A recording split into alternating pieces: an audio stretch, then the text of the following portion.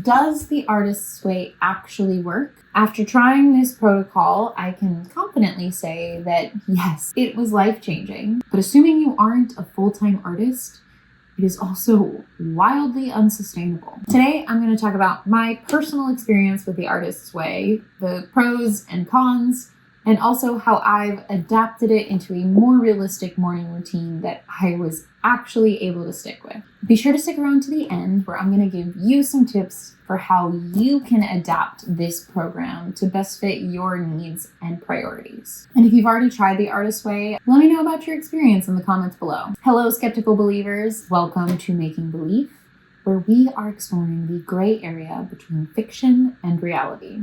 Today we're talking about the artist's way. Let's start with a quick overview.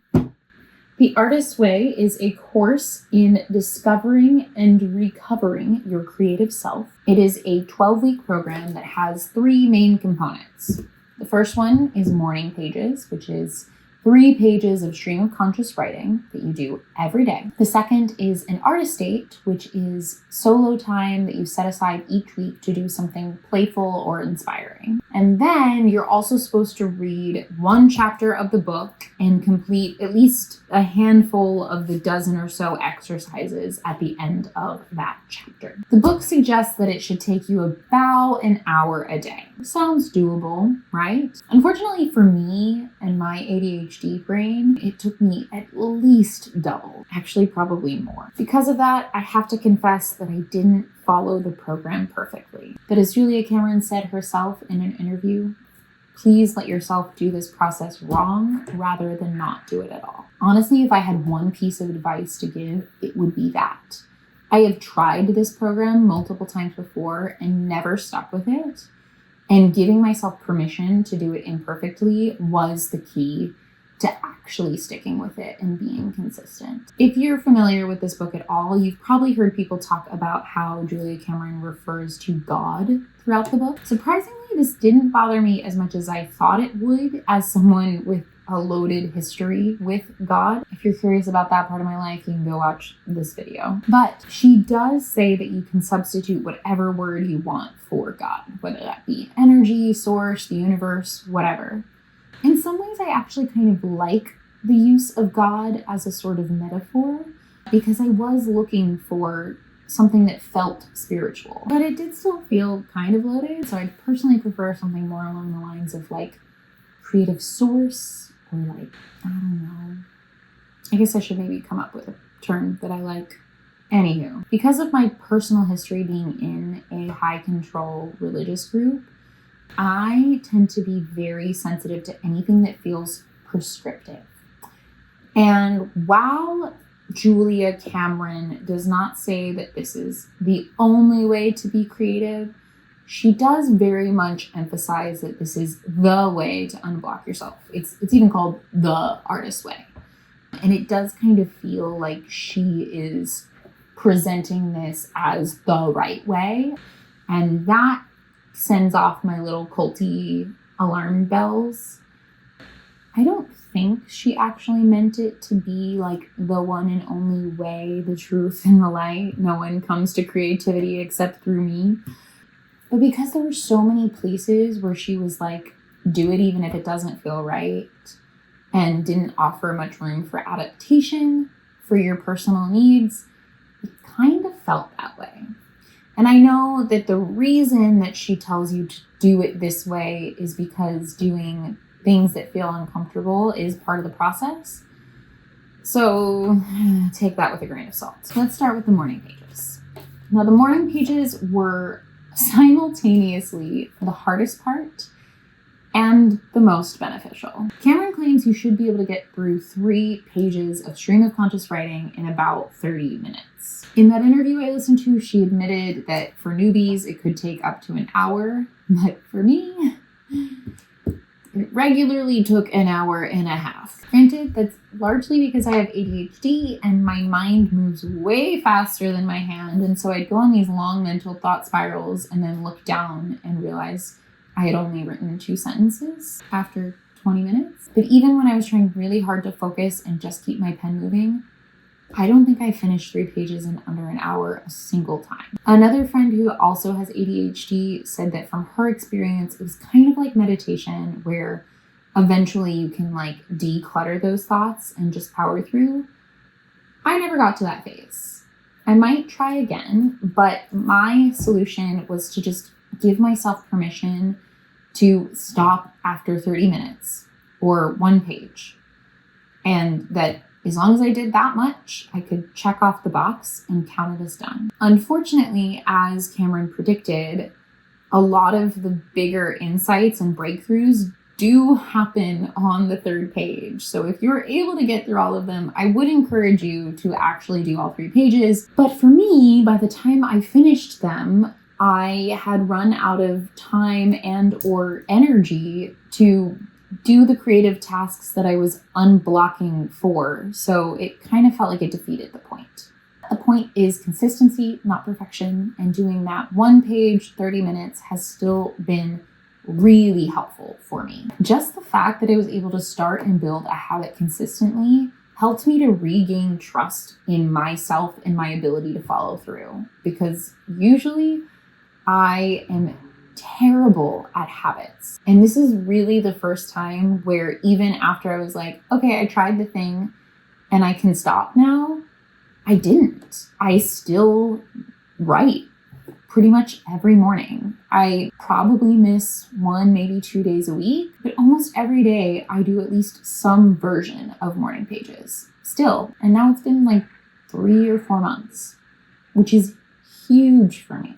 Next, we have artist dates. I have not been doing these quite as prescribed, but I have been very intentional about incorporating moments of joy and pleasure and luxury into my life, which is kind of the point of an artist date. There is a whole chapter around small luxuries. Julia Cameron gives the example of buying herself raspberries, which I also admit that I've fallen into the trap of thinking that a $5 box of fruit isn't worth it when you can get an apple or a banana for a fraction of the cost. But when you frame that $5 as a luxurious indulgence for the week, suddenly it's a bargain. So I've kind of internalized the idea of artist dates more like looking for ways to treat myself that don't necessarily cost money. And it doesn't always look like a 2-hour date blocked out on my calendar, but I have been more intentional about carving out time for rest and play. I've been going roller skating at Venice Beach more often. I've been prioritizing going dancing, usually at least once a week. Or on a full moon, I'd go watch the sunset on the beach and pull a tarot card. And I've also been doing like crafty things. Like I have had these wide brim fedora hats for years, intending to paint the brim because I was inspired by an Instagrammer and I was like, I want to do that. And I got a bunch of hats on sale, intending to paint them and like give them to my friends, and I never fucking did it. And now like 3 or 4 years later, I finally finished at least one hat, which is something. And that felt really good to just be like, I did it. I did the thing. And it was fun. And now I have this really cool like moon phase hat that I love. Even just the exercise of asking yourself, what are things that cost little or no money that bring me joy? And how can I add more of that to my life? That is so valuable and has really improved my personal well-being and sense of self. And let's be honest, if we're not having any fun, what's the point of life? Then we have the reading. Now, honestly, the reading is the thing that made me fail every other time I've tried to do this program. The hack for me was to get the audiobook from my library and listen to the entire thing before starting the program. And then I ordered a physical copy of the book.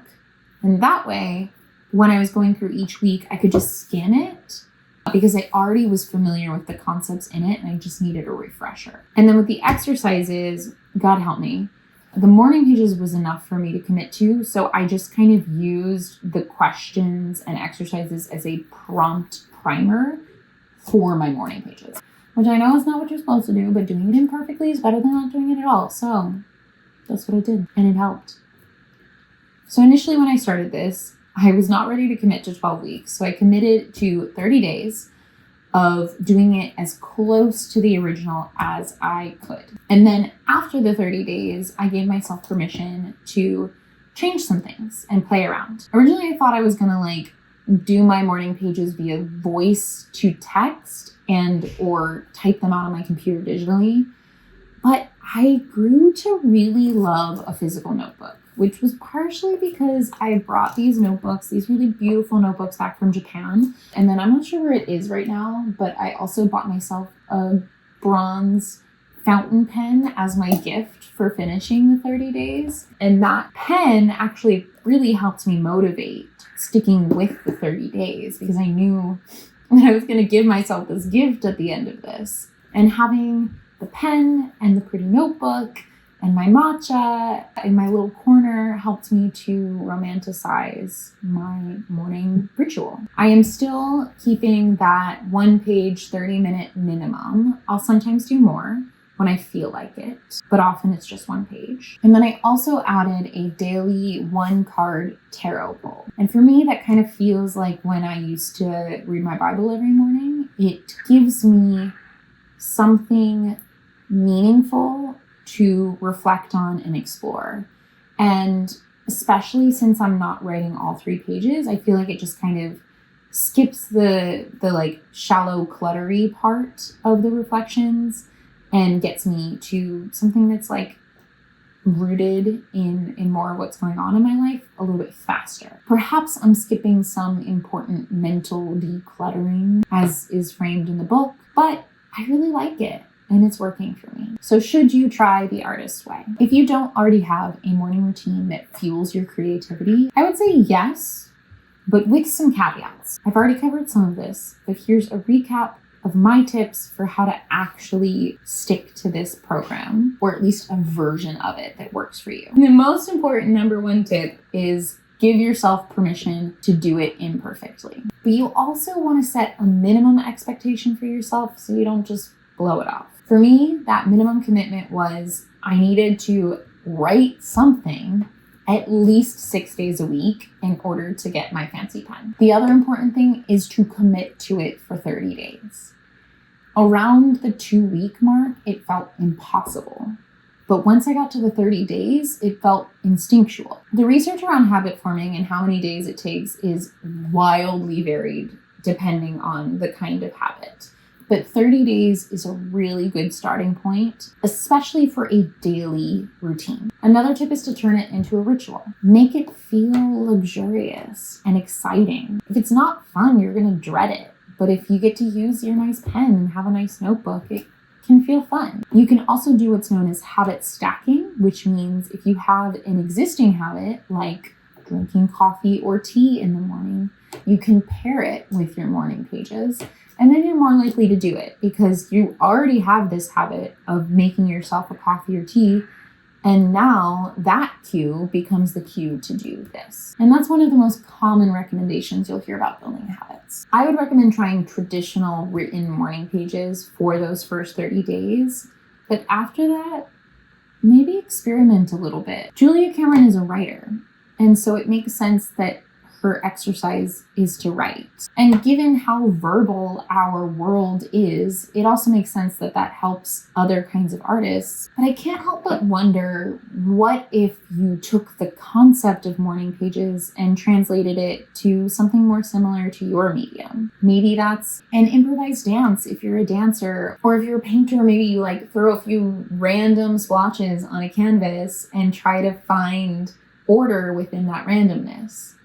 Or if you're a chef, maybe it's like an Iron Chef kind of thing where you're trying a new ingredient and playing with it. I think this is a really good way to unblock creatively, but I don't think it's the only way. As long as you're incorporating some sort of daily meditative and or reflective practice and weekly-ish creative playtime. So something that doesn't have a point, that doesn't have a goal or isn't meant to present. As long as you have those two ingredients, I think you're bound to have a breakthrough. But sometimes, instead of trying to come up with your own thing, it does help to have someone tell you what to do. So start here and then experiment. If you are planning to try the artist's way or some variation of it, why don't you write in the comments below what you're committing to? So you've got some public accountability. Or better yet, you can join the Making Believe Discord community and connect with other creatives that are working towards similar goals. I've also partnered with the Y Collective to host Holy Shit sessions, which are virtual co-working sessions that are ritualized to help you set aside time for your passion projects and get into creative flow. If this was helpful to you, I'd love if you could help me out by hitting the like button. And while you're there, go ahead and click subscribe and ring that bell so you get notified when I post new videos. Until next time, I'm Christy Casey, here to remind you that we are all making believe. See ya.